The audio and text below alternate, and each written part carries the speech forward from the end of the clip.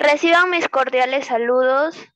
En esta ocasión, CPA Siempre trae la ponencia titulada Fisiología Cardíaca. Nuestro ponente para esta presentación es Cristian Grande Pinella, quien es estudiante del cuarto año de Medicina Humana de la Universidad San Martín de Porres. Además, tiene experiencia en la docencia médica. Antes de que nuestro ponente empiece con la explicación, hago recordar que al final de la explicación se enviará el link de la trivia, la cual se aprueba con un mínimo de 80%. Cristian, puedes comenzar.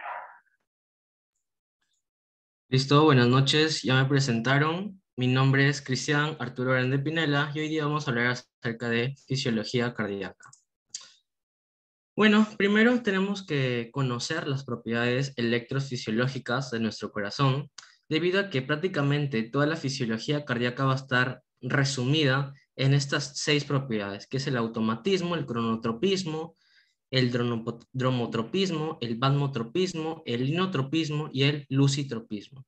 Entonces, el automatismo, más o menos, ¿en qué consiste? Consiste en la capacidad de tu corazón de poder despolarizarse de manera espontánea sin ayuda de alguien. O sea, tu corazón, él solito, se va a despolarizar sin ayuda de nadie, ¿ya? Ese es el automatismo. Y ustedes se preguntarán, ¿por qué? ¿Cómo lo hace? Es que nosotros tenemos a nuestro marcador fisiológico, que vendría a ser nuestro marcapaso fisiológico, perdón, que sería nuestro nódulo sinusal, ¿no? Como vamos a ver después en las diapositivas, ¿no? La cosa es de que este nódulo sinusal tiene esa capacidad de poder despolarizarse de manera automática, de manera espontánea, sin ayuda de alguien, pero lo hace a una frecuencia, y a esa frecuencia nosotros la llamamos cronotropismo, ¿no? Que vendría a ser tu frecuencia cardíaca, ¿no? En este caso, tu nódulo sinusal tiene una frecuencia, un cronotropismo de más o menos 70, 80 latidos por minuto, ¿no? Entonces, este impulso, este potencial que va a estar generado en tu nódulo sinusal, gracias a este automatismo, va a tener que ser llevado a todas tus células miocárdicas.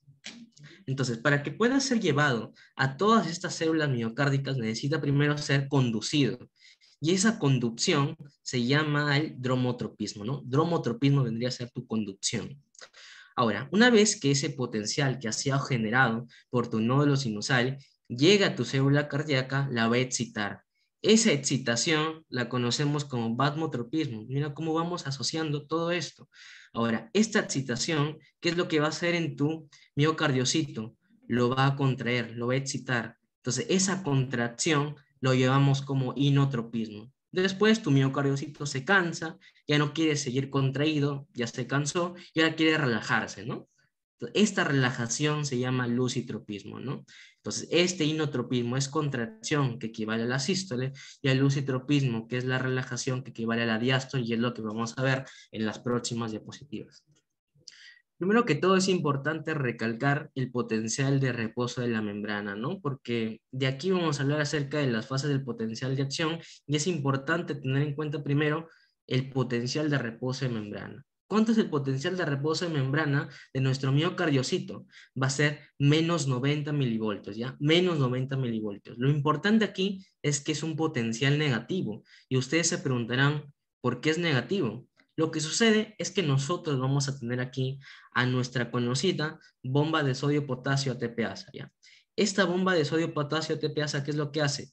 Va a sacar 3 sodio y va a meter a 3 potasio. Ahorita lo importante es que se den cuenta que estamos sacando 3 cargas positivas de nuestra célula, de nuestro miocardiocito, y estamos metiendo solamente 2 cargas positivas. O sea, en total estamos perdiendo una carga positiva. O sea, imagínense todas las bombas de sodio, potasio, TPasa que vamos a tener en nuestros miocardiocitos. Van a ser millones, van a ser miles. Entonces, si nosotros sumamos todas estas bombas de sodio, ya no vamos a perder solamente una carga positiva, vamos a estar perdiendo bastantes. Ahora, no solamente tenemos esta bomba de sodio-potasio, sino que también tenemos estos canales de fuga de potasio. Recordar, ¿cuál es el catión más abundante de nuestro intracelular? El potasio. Entonces, este potasio, como es abundante dentro de tu célula, se va a fugar, como su mismo nombre dice, por estos canales. Entonces, estamos perdiendo también más cargas positivas. Entonces, estamos perdiendo la carga positiva con tu bomba de sodio-potasio y estamos perdiendo cargas positivas por estos canales de fuga de potasio. Es por eso que el potencial de reposo de membrana de tu miocardiocitio siempre va a ser negativo. ¿Y cuánto? Menos 90 milivoltios, ¿no? Y justamente esos menos 90 milivoltios lo vamos a evidenciar acá, en esta curva. Mira, acá está menos 80 y acá está menos 100, ¿no? En la mitad tendría a ser los menos 90 milivoltios. Entonces, ¿cómo se genera la excitación, la contracción, la relajación de nuestro músculo cardíaco? Primero tenemos que conocer esto. Entonces, ¿qué es lo que sucede? Primero va a llegar un impulso. Recuerda que nuestra fisiología cardíaca tiene la propiedad del automatismo, la capacidad de poder despolarizarse espontáneamente sin ayuda de nadie. Ya, ese alguien, ¿quién era? Era nuestro nódulo sinusal. Entonces, ese nódulo sinusal que genere ese automatismo, que genera ese impulso nervioso, ese impulso eléctrico, perdón, va a venir ese impulso mediante la conducción hacia tu miocardiocito. Entonces, este miocardiocito se va a despolarizar. ¿Y qué es la despolarización? Vendría a ser la fase cero. La fase cero de tu potencial de acción va a ser tu despolarización. De lo que tenías menos 90 milivoltios, gracias a ese potencial eléctrico que ha venido, va a despolarizar. ¿Y qué es despolarizar? Simplemente es de lo que estaba en menos 90 milivoltios, hacerlo más positivo. Mira, cómo está de menos 90 haciéndose más positivo. Mira, va ascendiendo, ascendiendo, haciéndose más positivo. ¿Hasta dónde? Hasta más o menos 20, positivo 20 milivoltios, ¿ya? Esa es tu fase de despolarización. ¿Y qué es lo que ocurre acá? Para que ocurra acá, si no, lo que está en menos 90, yo les había dicho que tiene que hacerse positivo. Entonces, para hacerse algo positivo, ¿qué necesitamos? Necesitamos cargas positivas. Entonces, van a tener que entrar un catión, ¿no? Que sea algo de carga positiva. ¿Y quién es ese? Nuestro sodio. Gracias a esa despolarización, es que los canales de sodio rápidos activados por el voltaje se van a abrir. Y al abrirse, entra la carga positiva. Y de lo que estaba en menos 90, pasa a más positivo. Mira, acá está otro gráfico donde evidencia, ¿no? La entrada de estos canales de sodio. Mira, acá está el sodio, aquí está el sodio, entra por este canal, ¿no? Esta es tu fase de despolarización. Después, como que tu célula cardíaca dice, ya me cansé, ya no quiero seguir, entonces trata de relajarse un poco. Este tendría que ser tu fase de repolarización inicial. ¿Qué sucede acá? Se cierran tus canales de sodio rápido. Tus canales de sodio rápido que se habían abierto, se cierran. ¿Y quién se abre? Se abren los canales de potasio rápidos. O sea, el potasio, al ser una carga positiva, se abre. Entonces, si se abren, estos potasios van a salir. De lo que estaba aquí con carga más positiva, si se abren estos canales de potasio, el potasio sale. Y si sale el potasio, que es carga positiva, estás perdiendo cargas positivas aquí en tu miocardiocito. Y si pierdes cargas positivas, obviamente tu potencial de membrana va a hacerse más negativo, ¿no? Claro, va a hacerse más negativo porque estás perdiendo las cargas positivas, porque estos canales de potasio se han abierto, ¿no? Pero después tu miocardiocito dice, no, yo tengo que seguir así, tengo que contraerme porque mi corazón tiene que bombear sangre, ¿no? Entonces, para que se pueda bombear, para que tu miocardiocito pueda contraerse, va a ser esta fase. Mira cómo es esta fase. Tiene como una especie de meseta. Y esta fase es muy importante y es la que va a diferenciar con el músculo esquelético. ¿Y qué sucede acá? Se van a cerrar estos canales de potasio, pero lo más importante es que los canales de calcio tipo L se abren. ¿L de qué? De lentos. Y por eso que son canales lentos es que entra el calcio de manera lenta, por eso mira cómo es que se produce la meseta, ¿no? Porque el calcio entra de manera lenta. ¿Y el calcio qué es? El calcio es carga positiva. Entonces al entrar va como que a neutralizar esa salida de los potasios, ¿no? Por eso aquí mira que la carga, el potencial de membrana se mantiene igual, ¿no? Importante esta fase de meseta, ¿no? Porque lo diferencia de nuestro músculo esquelético y va a hacer que la contracción del músculo cardíaco dura hasta 15 veces más que la del músculo esquelético. Mira todo lo importante que es esta fase de meseta. ¿Cuánto dura? En tu ventrículo, 0.3 segundos, y en tu aurícula, 0.2 segundos, ¿no? Luego, ahora sí tu ventrículo dice, pucha, ya me cansé, ya me contraje demasiado, ahora tengo que relajarme. Entonces viene tu fase de repolarización rápida. Los canales de calcio que estaban abiertos se cierran y se abren los canales de potasio lento. Entonces, si se abren los canales de potasio, significa que los canales de potasio el potasio, perdón, sale, pues. ¿Y el potasio qué es? Carga positiva. Al ser una carga positiva, la célula va a comenzar a perder su potencial de membrana. Y mira cómo acá va haciéndose más negativo su potencial de membrana. Mira acá, mira el otro gráfico. Aquí es la fase de meseta, donde entra tu calcio, y aquí es tu fase 3, donde va saliendo el potasio. Y luego viene la fase ya de reposo, ¿no? La fase 4, donde ¿qué ocurre acá? Donde el potencial ya llega a su reposo. ¿Cuándo habíamos dicho que es? Menos 90 milivoltios. Pero aquí hay un datito. La cosa es de que cuando entra el sodio acá, aquí mira, aquí en la fase 0 entra el sodio, ¿no? El sodio va a haber entonces un incremento a nivel intracelular. Y aquí sucede, ¿qué sucede en la fase 3? El potasio está saliendo hacia el extracelular. Entonces, ¿qué es lo normal fisiológicamente?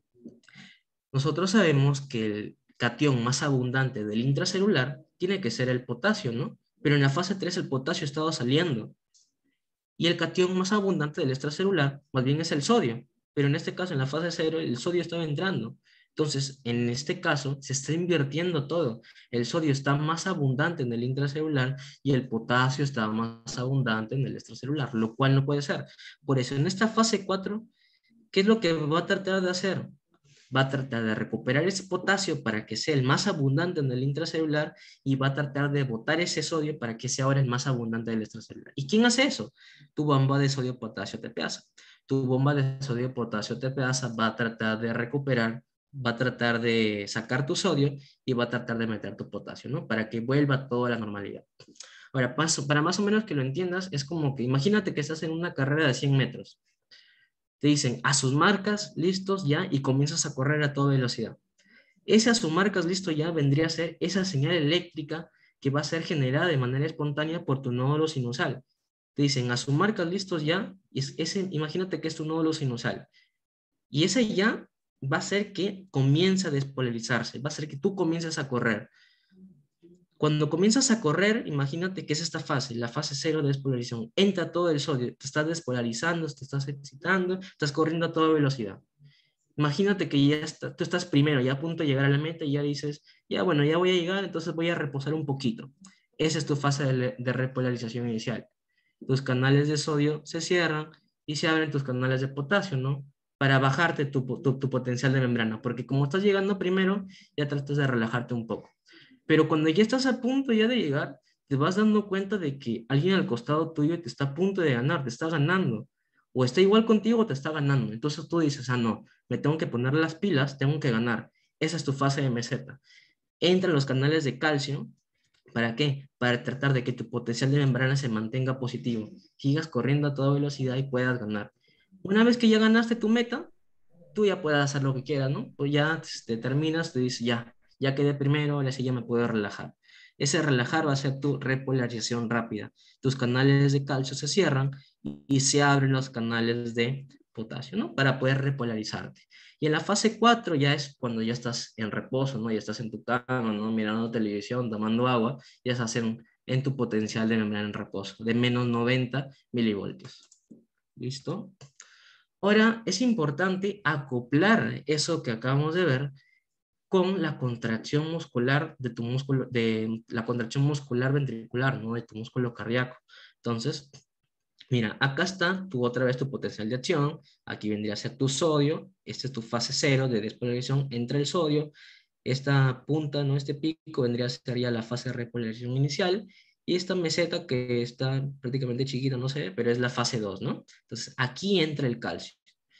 Justo aquí se va a despolarizar estos túbulos T. Los túbulos T prácticamente son invaginaciones de tu membrana. Entonces, al momento de que en esta membrana, en esta invaginación, tienes un canal de calcio. Entonces, ahí bien entra el potencial de acción y abre este canal. Entonces, el calcio del extracelular entra, ¿no? Esta vendría a ser tu fase de meseta.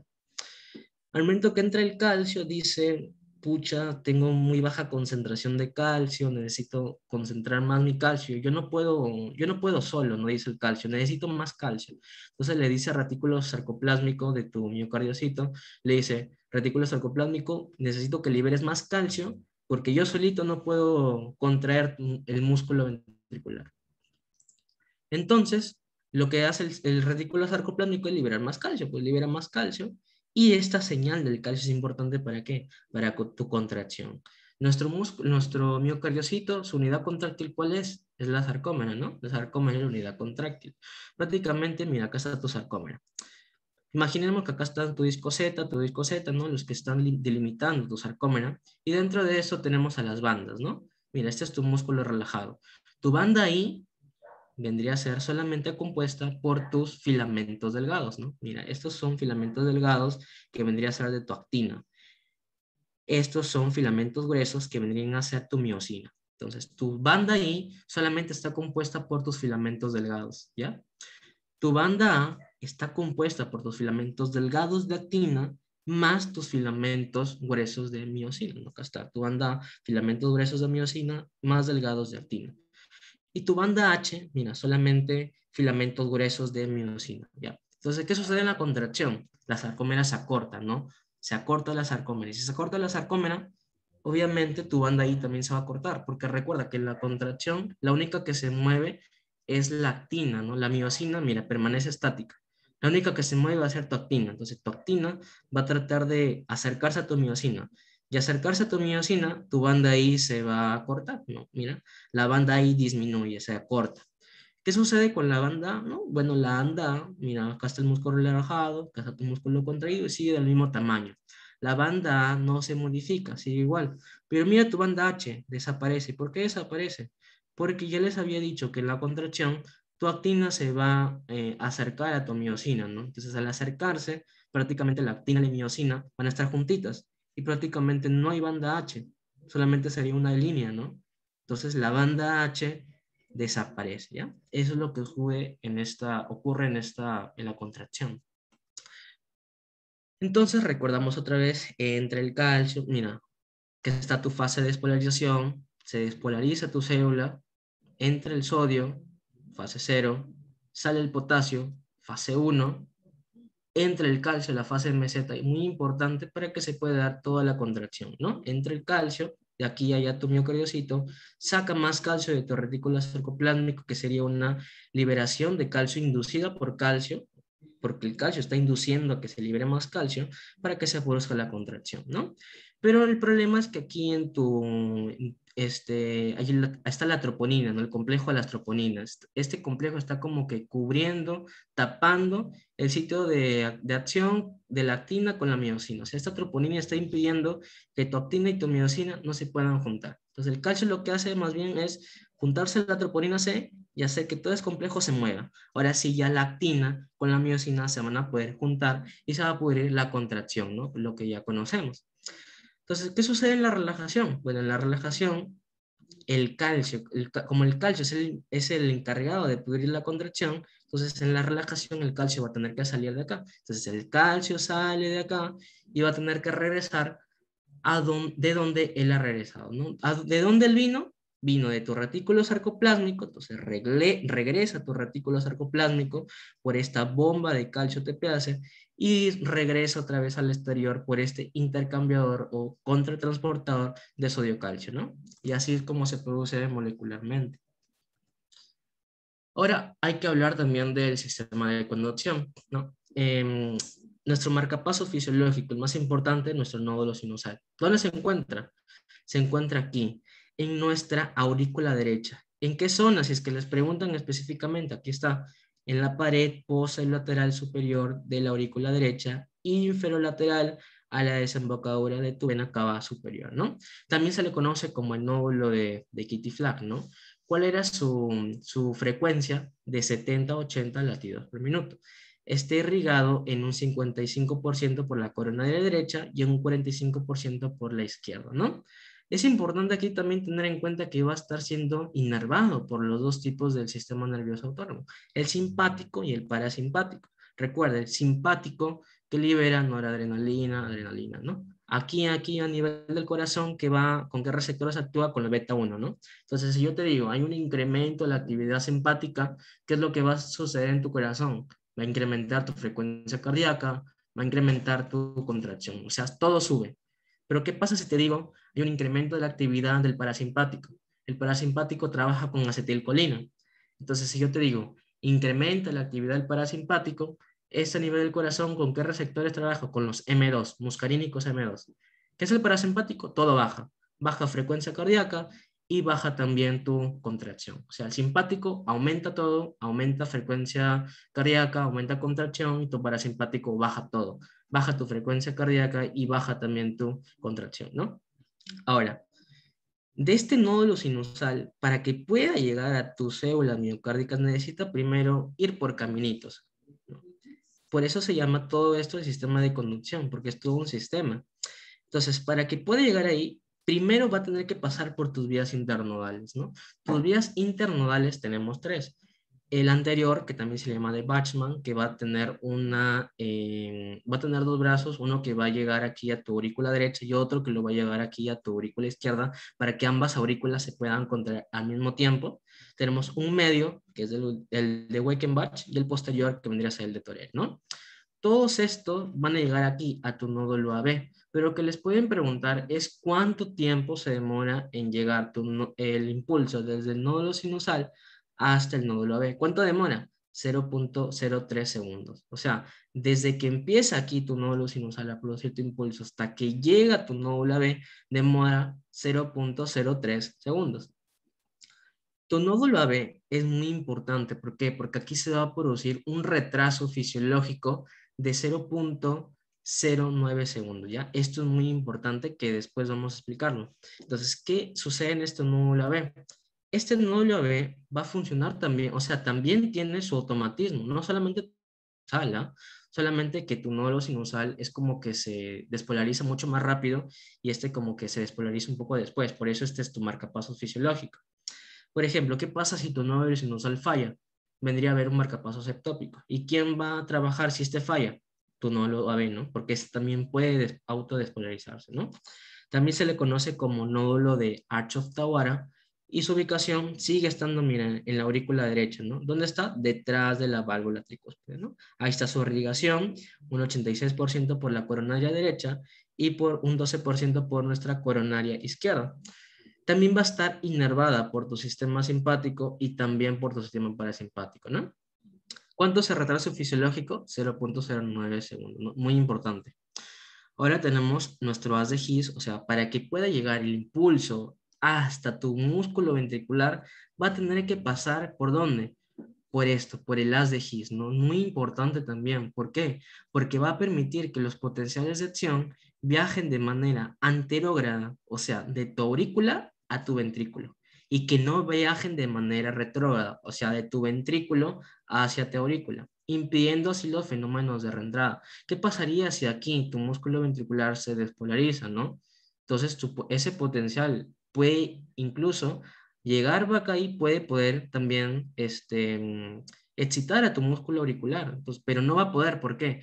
Porque tu haz de His va a impedir esto. ¿Por qué? Porque solamente permite que este potencial de acción viaje de tu aurícula a tu ventrículo, ¿no? Y no permite que viaje de tu ventrículo a tu aurícula, impidiendo la reentrada, ¿no?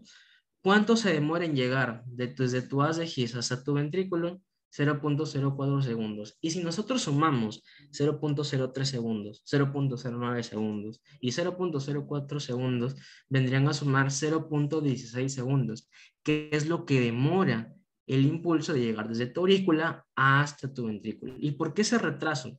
Porque ya vamos a ver en el ciclo cardíaco que es muy importante primero que tu aurícula se pueda despolarizar primero, o sea, se pueda contraer primero, y que después tu ventrículo. ¿Por qué? Porque obviamente tu aurícula es la primera que va a tener la sangre, ¿no? Y esa sangre va a tener que ir al ventrículo. Entonces tiene que haber, o sea, la aurícula primero tiene que contraerse primero, el ventrículo después. Porque ¿qué pasaría si se contraen al mismo tiempo? El ventrículo no va a tener el mismo volumen sanguíneo que debería de tener, ¿no? Por eso es muy importante ese retraso, para que tu aurícula pueda dejar la sangre a tu ventrículo. Luego vienen las fibras de Purkinje, que se caracterizan porque conducen una gran velocidad del impulso eléctrico, ¿no? A todo el resto nuestro, de nuestras células musculares ventriculares. Ahora, es importante también conocer que no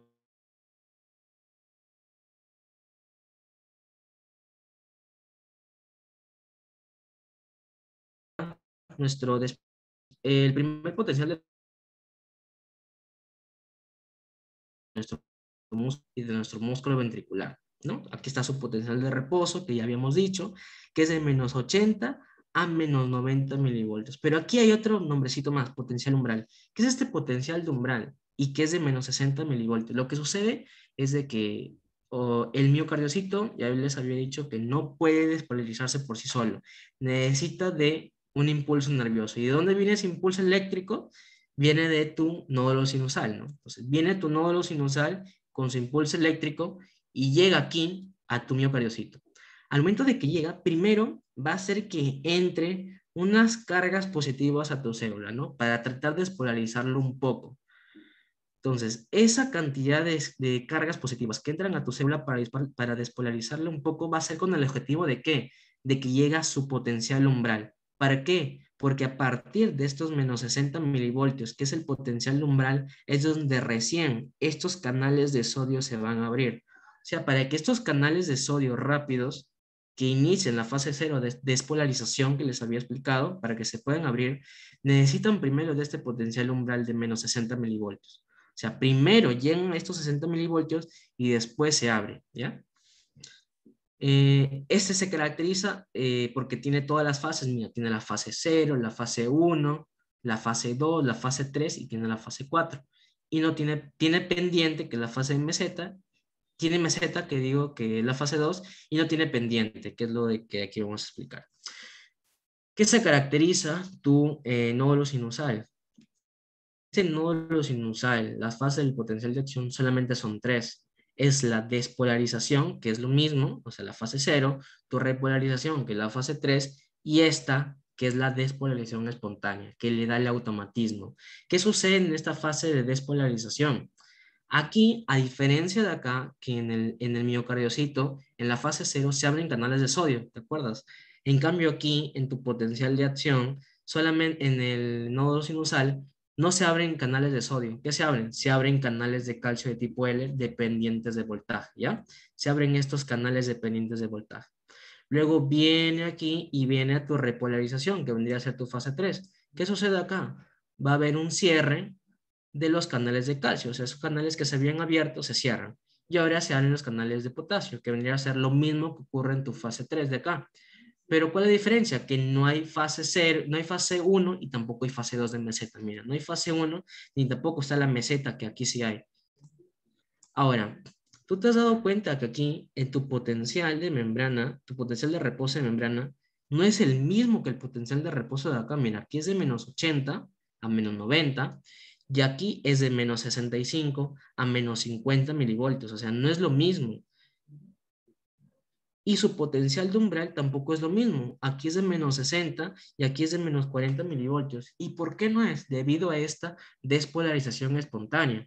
Esta despolarización espontánea es muy importante porque es la que va a dar el automatismo a este nódulo sinusal. O sea, conforme va repolarizando en la fase 3 tu nódulo sinusal, va repolarizándose, saliendo los canales de potasio, tu carga se va haciendo más negativa, ¿no?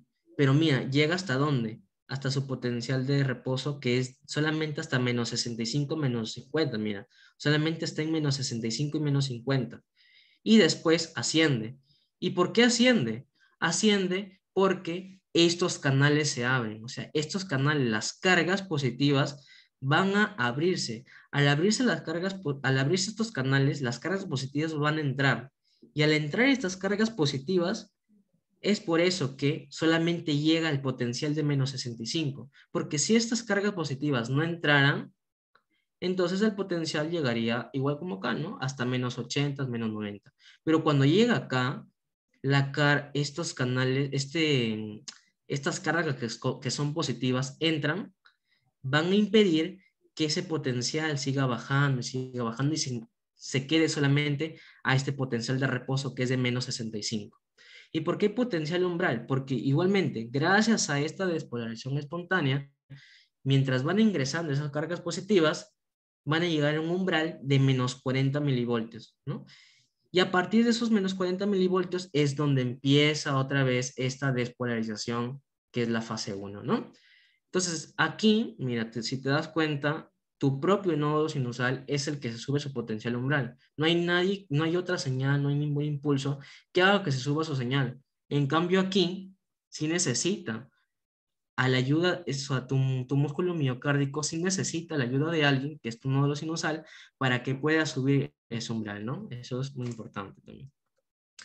Ahora vamos a hablar acerca del ciclo cardíaco. ¿Qué es un ciclo cardíaco? Ciclo cardíaco simplemente es los fenómenos que ocurren en tu corazón por cada latido.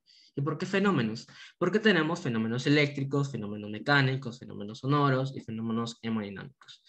¿Qué fenómenos eléctricos? Por ejemplo, ese nodo sinusal que genera su automatismo, su despolarización espontánea, para que pueda, ¿no?, conducir todo eso ¿hacia dónde? Hacia tu músculo cardíaco. ¿Para qué? Para que este músculo cardíaco pueda sufrir sus fenómenos mecánicos. ¿Y qué fenómenos mecánicos? Por ejemplo, su contracción, su relajación. Y el momento que hace esa contracción, hace, o sea, su sístole o su relajación, esa diástole, como vamos a ver de aquí, se van a producir fenómenos sonoros, o sea, su primer ruido cardíaco, que vendría a ser en la contracción isovolumétrica, y su segundo ruido cardíaco, que va a ser en el inicio de la diástole, en su relajación isovolumétrica, como de aquí vamos a ver, ¿no? Y esos fenómenos hemodinámicos también porque va a haber un juego de presiones, ¿no? Como de aquí vamos a ver. Entonces, este es nuestro ciclo cardíaco. Nuestro ciclo cardíaco dura más o menos 0.8 segundos, 0.9 segundos en promedio, ¿no? Lo importante recalcar es de que la diástole dura más que la sístole. ¿Cuánto dura diástole? Más o menos 0.5 segundos. ¿Cuánto dura tu sístole? 0.3, 0.4 segundos, ¿ya? Entonces la diástole dura más y es muy importante. ¿Por qué? Porque tu corazón se va a irrigar en diástole. Tu corazón se irriga en diástole. Entonces, nuestro ciclo cardíaco abarca sístole. Mira, corta tu diapositiva, la diapo, a la mitad. Todo lo de abajo, todo lo de acá, vendría a ser tu sístole y todo lo de arriba vendría a ser tu diástole, ¿ya? Como es un ciclo, podemos empezar por donde sea, ¿no? Pero en este caso vamos a empezar desde aquí, desde tu contracción isovolumétrica. Entonces, antes de empezar aquí, es importante recalcar que el volumen sanguíneo que tú ves acá, ¿de dónde primero ha venido? Ha venido de tu aurícula. O sea, primero tu aurícula, para que tu ventrículo se cargue con sangre, tu aurícula primero se debe de haber cargado. Una vez que se carga tu aurícula de sangre, toda esa sangre ingresa aquí a tu ventrículo, ¿no? Que es la parte de acá de tu llenado ventricular que después vamos a explicar. Entonces tu ventrículo ya se llenó de sangre de tu aurícula. Tu aurícula ha estado con sangre, tu aurícula ha pasado la sangre a tu ventrículo y tu ventrículo ya se llenó. ¿Cuánto de volumen llena tu ventrículo? Ese volumen que llena se llama volumen de fin de diástole o llamado también volumen telediastólico. ¿Cuánto es? Es 120 mililitros. O sea, este volumen de sangre que tú ves acá es 120 mililitros.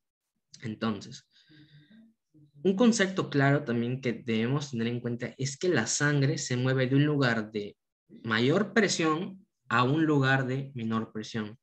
Es decir, la presión va a ser tu motor de la sangre. Eso es lo que siempre tienen que recordar. La presión va a ser el motor de la sangre para que la sangre se pueda mover. Entonces, en este caso, la presión en tu ventrículo, en esta contracción isovolumétrica, es muy baja. Y la presión en tu aorta, aquí en tu aorta, va a ser muy elevada. Entonces, si la presión de tu aorta es muy elevada y la presión del ventrículo va a ser muy baja, la sangre no se va a poder mover, ¿no? Entonces no se va a poder inyectar todavía. Entonces, ¿qué es lo que va a pasar en esta contracción isovolumétrica? Lo que va a pasar en esta contracción isovolumétrica simplemente es, como su mismo nombre dice, contraerse. Tu corazón se va a contraer, pero es una contracción isovolumétrica, o sea, iso de igual volumen, volumétrica de volumen, o sea, hay una contracción, pero el volumen se mantiene igual, se mantiene constante. O sea, no hay eyección acá, no hay pérdida de volumen. ¿Y por qué se contrae entonces? Porque con el único objetivo de ¿qué? De aumentar su presión. Como la sangre se mueve de un lugar de mayor presión a un lugar de menor presión, entonces tu ventrículo ¿qué hace? Ah, ya, como tengo baja presión y mi aorta tiene más presión, entonces yo tengo que ganar más presión para poder eyectar. Eso es lo que hace aquí tu ventrículo en esta contracción. Solo hay un aumento de tu presión ventricular. Entonces, como aumenta tu presión ventricular, la presión aquí en tu aurícula va a ser mucho más baja. Mira, la presión ventricular va a ser mayor que la presión de la aurícula. ¿Y qué les había dicho? la sangre se mueve a un lugar de mayor presión a un lugar de menor presión. Entonces, como aquí tu ventrícula tiene bastante presión, entonces la sangre va a tender a regresar a tu aurícula y eso no puede ser. Eso es algo patológico. De repente hay una insuficiencia mitral, si es el caso del corazón izquierdo, una insuficiencia tricuspidia, ¿no? Pero eso no puede haber, es algo patológico. Entonces, para evitar que haya ese reflujo, esa regurgitación, ¿qué hacen tus válvulas auriculoventriculares? Se cierran. Pues. Tus válvulas AB o auriculoventriculares se cierran. Y al momento de cerrarse, hacen un ruido. Ese ruido es el primer ruido cardíaco. Ahora, ¿qué sucede con tus válvulas semilunares? O sea, tu válvula aórtica y tu válvula pulmonar. No se abren, permanecen cerradas. ¿Por qué? Porque aquí tu ventrículo sigue siendo su presión menor que la aorta. O sea, aquí en la contracción mesovolumétrica, la presión de tu ventrículo es mayor que la aurícula. Sí, y como es mayor que la aurícula, tu válvula auriculoventricular se cierra, ¿no? Produciendo el primer ruido cardíaco. Pero la presión del ventrículo es menor que la presión aquí de tu aorta. Como es menor, todavía la sangre no puede salir. Y como todavía la sangre no puede salir, entonces estas válvulas aórtica y pulmonar permanecen cerradas. ¿Ya? Por eso dicen no hay variación de volumen. ¿Ya? Luego viene lo que es la fase de eyección. En la fase de eyección, ahora sí, cuando tu ventrículo incrementa presión a más de 80 milímetros de mercurio, es donde la sangre sí ya va a poder salir. Entonces, como la sangre ya va a poder salir, mira, aquí miras tu válvula tu válvula sigmoidea aórtica, tu válvula sigmoidea pulmonar, mira cómo ya están abiertas. ¿Por qué ya están abiertas? Porque aquí tu ventrícula ya su presión va a ser mucho mayor que la aorta. ¿Y qué me había dicho? Que la sangre se mueve de un lugar de mayor presión a un lugar de menor presión. Pero mira, aquí tu válvula auriculoventricular sigue cerrada, ¿no? Sigue cerrada. ¿Por qué? Porque aquí sigue la presión mayor que la aurícula y tiende a regresar. Y para que no regrese, sigue cerrada, ¿no? Ahora, lo importante de aquí también es conocer cuánto de volumen sale. ¿Cuánto les había dicho que él era al inicio? El volumen telediastólico, ¿verdad? Era 120 mililitros.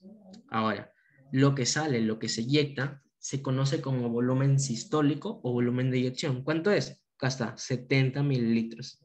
70 mililitros es tu volumen sistólico, o sea, lo que sale. Y lo que queda, que es lo de acá, vendría a ser tu volumen de fin de sístole, o sea, tu volumen telesistólico. ¿Cuánto es? Lo restante, pues 120 menos 70 sería 50 mililitros, ¿ya? Eso es muy importante. Ahora, también recordar que tenemos dos tipos de inyección, una inyección rápida y una inyección lenta. En la rápida es donde se inyecta el 70% y en la lenta el 30%. Entonces, conforme tú vas eyectando, la sangre va a irse a la aorta y la presión aquí va a aumentar. ¿A cuánto? A 120 milímetros de mercurio, que es la presión sistólica, ¿no? Que nosotros conocemos.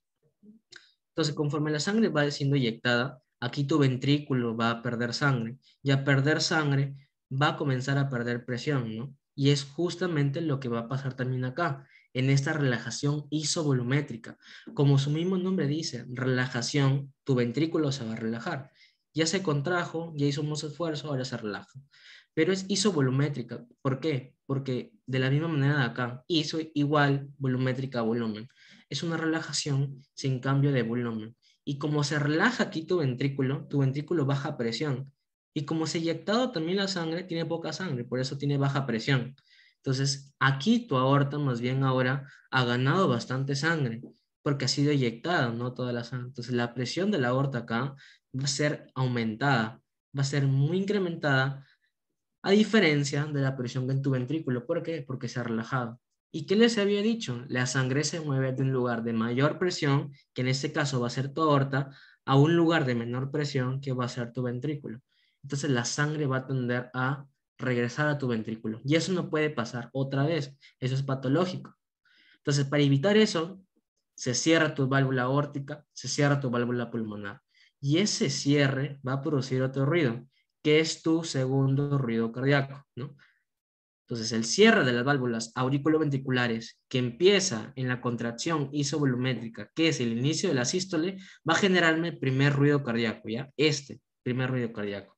En cambio, en la relajación isovolumétrica, cuando las válvulas sigmoideas, que la aórtica y la pulmonar, se cierran, van a producirme tu segundo ruido cardíaco. Y este es el volumen telesistólico que queda acá, 50 mililitros. Luego viene lo que es ya el llenado ventricular, que la podemos dividir en un llenado rápido, en un llenado lento, que es el llenado pasivo, y un llenado activo. ¿Por qué llenado pasivo? Porque en este caso, en el llenado pasivo, no vamos a gastar energía. Simplemente como la aurícula ha recibido una gran cantidad de sangre, incrementa su presión. Y como incrementa su presión, va a ser así mayor la presión en la aurícula que en el ventrículo. ¿Y por qué en el ventrículo su presión es menor? Porque aquí se ha relajado. Pues mira, aquí en la relajación isovolumétrica su ventrículo se ha relajado. Y al relajarse pierde presión. En cambio aquí en el llenado ventricular, ahora sí, tu aurícula tiene bastante sangre. Y como tiene bastante sangre, tiene bastante presión. Entonces, solamente por diferencia de presión, la sangre va al lugar de mayor presión, que en este caso es tu aurícula, a un lugar de menor presión, que es tu ventrículo, ¿no? Entonces, solamente por esa diferencia de presión, la sangre pasa a tu ventrículo. Y como pasa a tu ventrículo, ahora sí, pues, se abre tu válvula auriculoventricular. Mira, cómo está abierta. ¿Por qué? Porque tiene que pasar la sangre.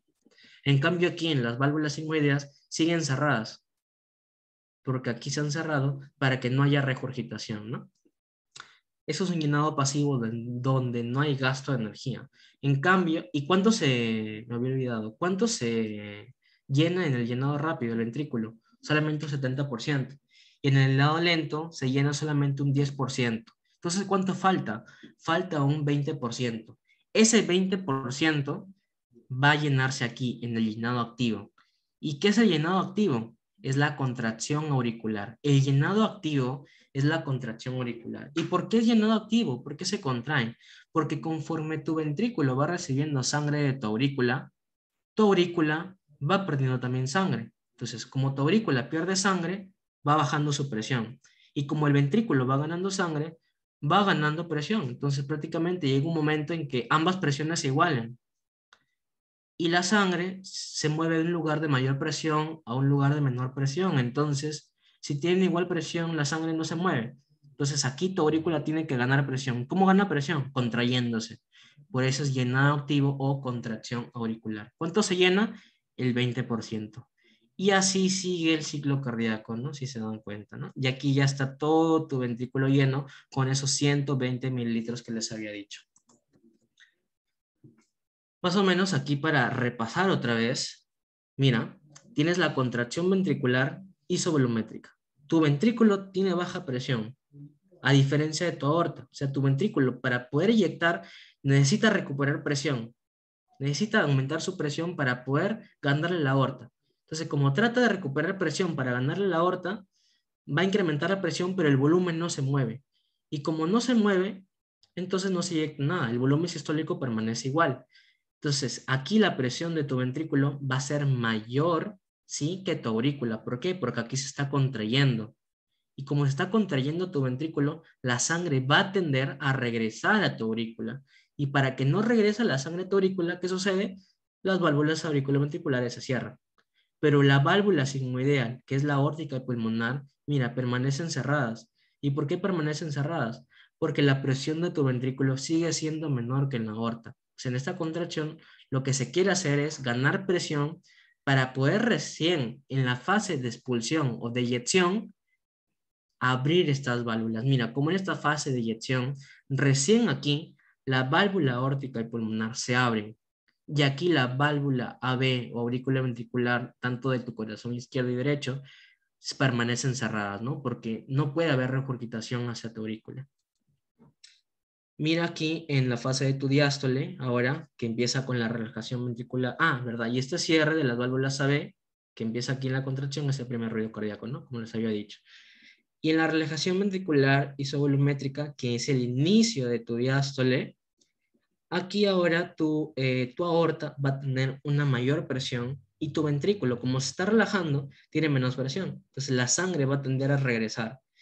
El regresar puede llegar otra vez a tu ventrículo y eso no puede ser otra vez, es patológico. Para que no pueda haber ese regreso, se cierran, pues. Y al cerrarse, hacen ese segundo ruido cardíaco, ¿no? Mira, acá está tu válvula aórtica y tu válvula pulmonar cerradas.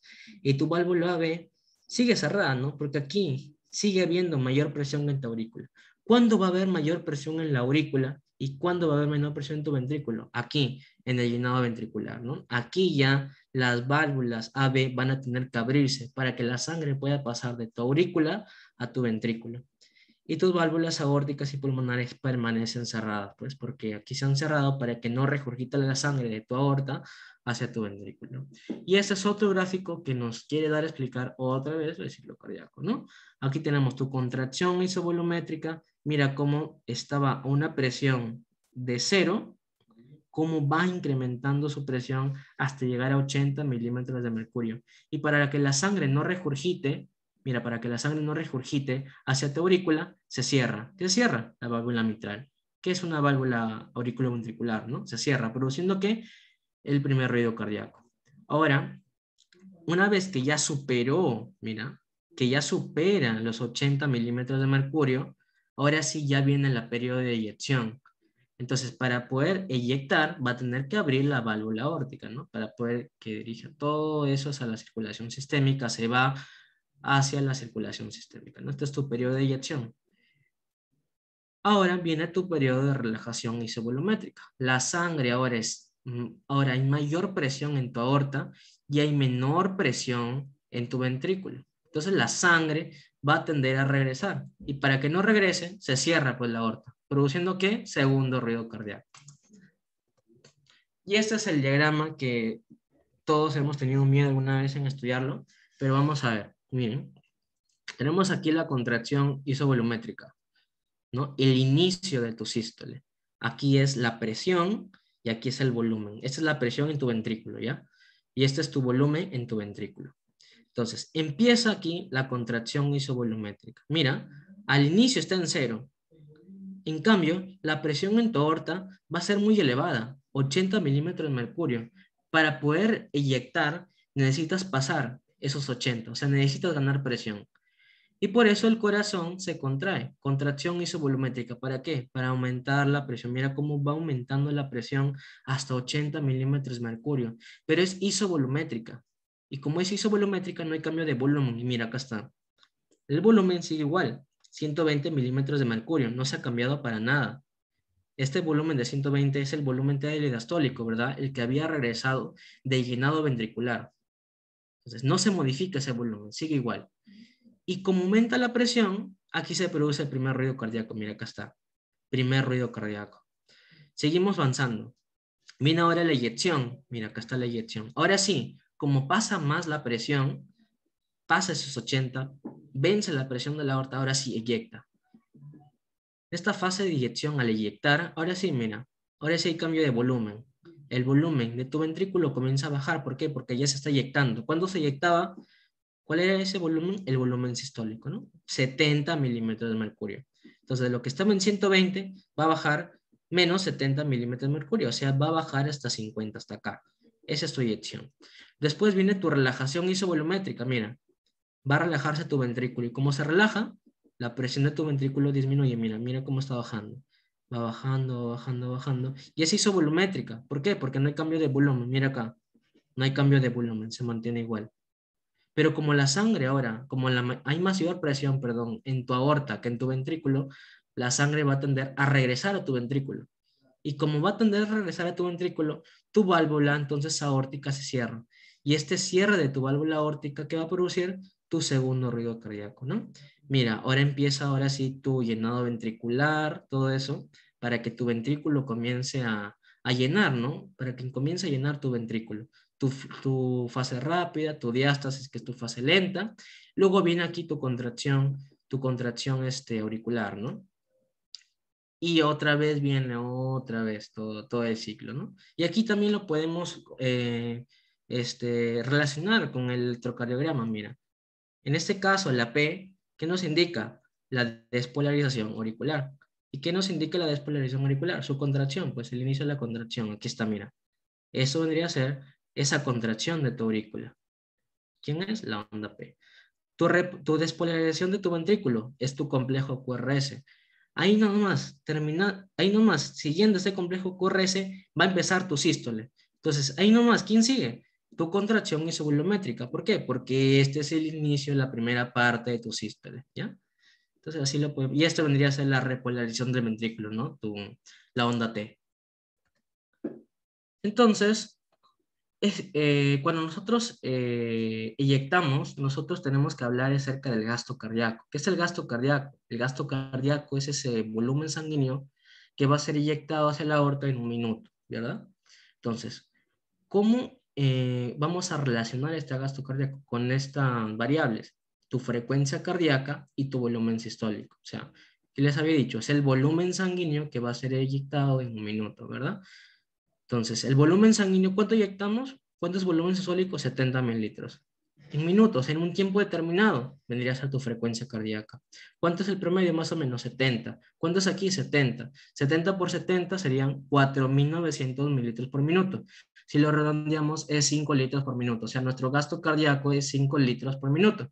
Ahora, este volumen sistólico va a depender de tres variables: de tu precarga, de tu inotropismo y de tu postcarga. Precarga, simplemente acuérdate, es retorno venoso. Si te dicen precarga, al toque te das cuenta retorno venoso. De aquí lo vamos a ver. Inotropismo es la contracción, además, la entrada de calcio, tu fase de meseta para que se pueda contraer.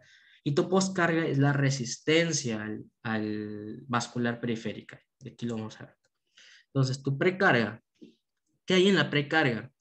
La precarga siempre les van a preguntar que está relacionado con la ley de Frank-Starling o mecanismo de Frank-Starling. ¿Qué nos quiere dar a entender esta ley? Nos dice, cuanto más se distiende el músculo cardíaco durante el llenado, mayor es la fuerza de contracción y mayor es la cantidad de sangre que bombea hacia la aorta. O sea, conforme más sangre regresa a tu corazón, dice Frank-Starling que tu ventrículo se va a distender más. Y al distenderse más, va a agarrar mayor fuerza para contraerse más, ¿ya? Eso es lo que indica la ley de Frank-Starling. Y molecularmente esto se puede explicar que conforme más se distiende, dice que los filamentos de actina y miosina van a agarrar un grado más óptimo de superposición para generar más fuerza, ¿no? Esa es la explicación. Pero lo importante de acá es que cuando les hablen de precarga, tiene una relación directa con el llenado ventricular, cuyo principal determinante es el retorno venoso. Es decir, conforme más retorno venoso tengan, significa, es como decir que aumenta la precarga. O sea, si yo te digo, aumenta el retorno venoso, es decir que está aumentando tu precarga.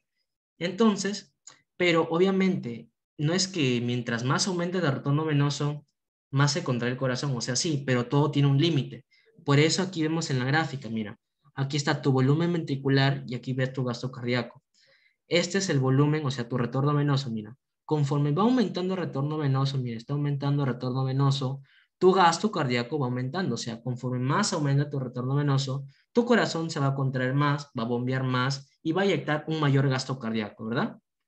Pero mira, hay un límite. Acá hay una línea horizontal. O sea, no sobrepasa. O sea, ¿qué quiere dar a entender esto? Quiere dar a entender, conforme más hay retorno venoso ya, hay más gasto cardíaco, pero hay un límite. Y este límite solamente es algo fisiológico, o sea, hasta aquí nada más puede bombear tu corazón. Entonces, ¿qué sucede, por ejemplo, en un paciente que tiene insuficiencia cardíaca? Este mecanismo de Frank-Starling va a estar abolido, o sea, tu organismo piensa que como estás como una insuficiencia cardíaca, tu corazón está insuficiente, no puede bombear bien. Entonces tu organismo dice, ah, ya, tenemos nuestro mecanismo de Frank-Starling, vamos a aumentar más el retorno venoso. Pero cuidado, porque conforme vas incrementando tu retorno venoso, ya está bien. Pero recuerda que en este caso es su corazón insuficiente. Vas a aumentarle más al retorno venoso, vas a hacer que tu corazón trabaje más. Es un corazón insuficiente, no va a poder bombear todo eso, ¿ya? Por eso, en este caso, en la insuficiencia cardíaca está abolido esto. No funciona. Todo tiene su límite, ¿no? Todo tiene su límite. ¿Qué es la poscarga? Simplemente es la resistencia al vaso del corazón. Miren, aquí pues unos tampones, ¿no? Es como que nos está indicando que hay algo que está oponiéndose a la fuerza del corazón. Tu corazón tiene que vencer esto para poder eyectar, ¿ya? Esto es tu poscarga siempre, para que nunca te olvides. Eso es tu poscarga. ¿Y quiénes son los determinantes de tu poscarga? La distensibilidad de las paredes de la aorta, la resistencia vascular sistémica, la fuerza de contracción ventricular, ¿no? ¿Cuál es lo más importante? la resistencia vascular sistémica o resistencia vascular periférica, ¿ya? Esto es lo más importante que te da la precarga, ¿ya? ¿Y quién da esto? Las arteriolas, ¿no? Las arteriolas son las más importantes que van a dar esta resistencia vascular periférica, ¿no? Y por ende, la poscarga. Estas son las referencias y muchas gracias. Espero que les haya gustado y que todo se haya entendido.